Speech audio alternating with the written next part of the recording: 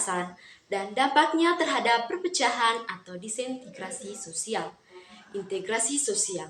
Pengertian integrasi sosial dalam Kamus Besar Bahasa Indonesia atau KBBI disebutkan bahwa integrasi adalah pembauran sesuatu yang tertentu hingga menjadi kesatuan yang utuh dan bulat.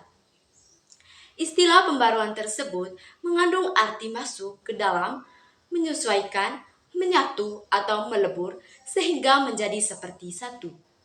Dengan demikian, integrasi merujuk pada masuk, menyesuaikan, atau meleburnya dua atau lebih hal yang berbeda sehingga menjadi seperti satu.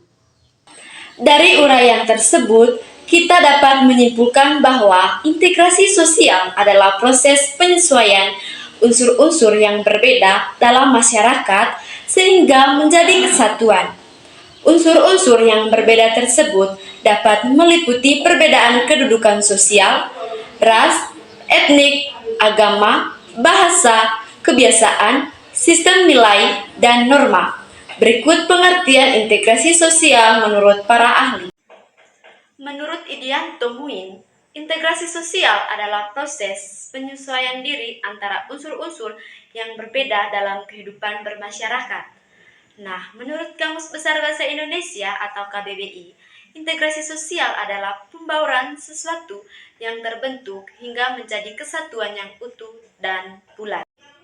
Integrasi sosial akan terbentuk apabila sebagian besar anggota masyarakat tersebut sepakat mengenai struktur kemasyarakatan yang dibangun termasuk nilai-nilai, norma-norma, dan pranata-pranata sosial. Menurut William F. O'Brien dan Mayer Nickmoff, syarat terwujudnya integrasi sosial adalah sebagai berikut. Yang pertama, anggota-anggota masyarakat merasa berhasil saling mengisi kebutuhan-kebutuhan di antara mereka.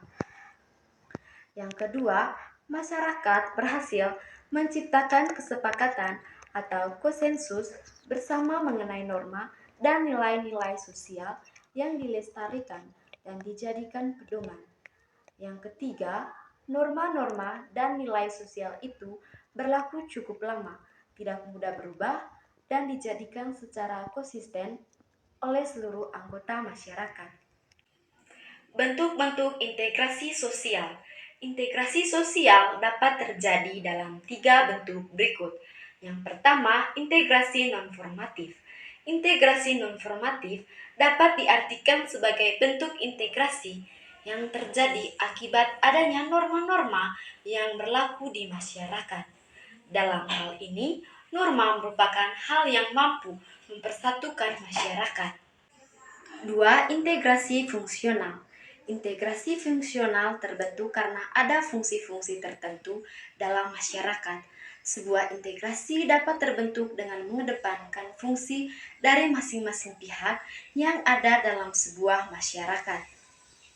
Yang ketiga, integrasi koresif.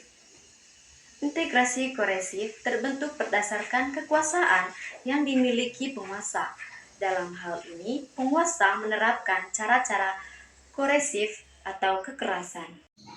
Proses integrasi dapat dilihat melalui proses-proses berikut. Yang pertama, akulturasi.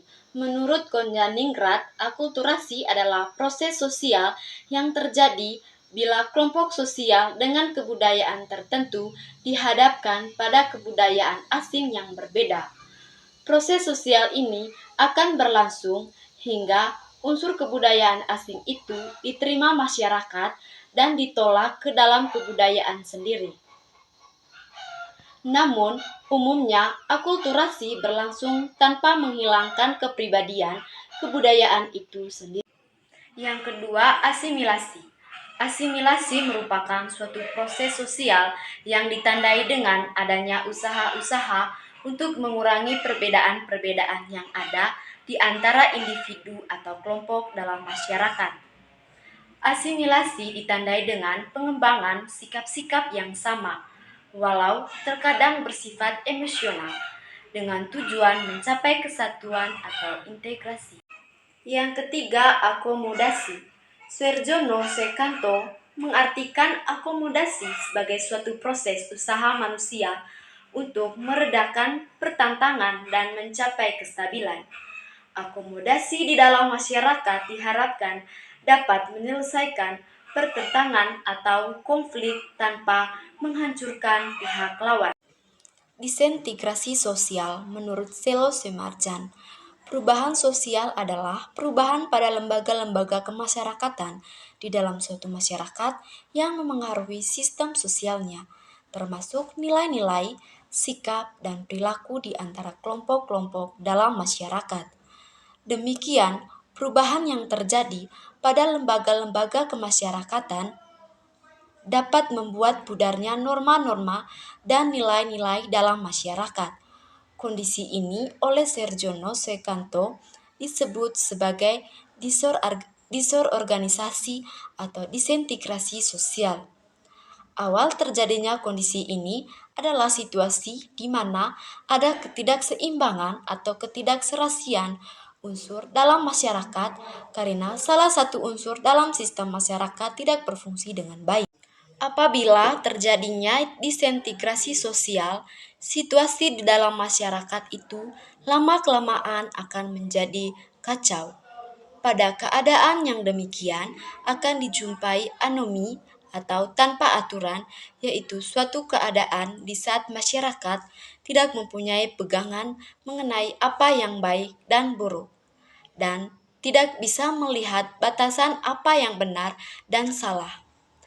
Hal itu berakibat pada ketidakmampuan anggota masyarakat untuk mengukur tindakan-tindakannya. Mereka tidak mampu melihat dengan jelas batasan antara yang baik dan buruk.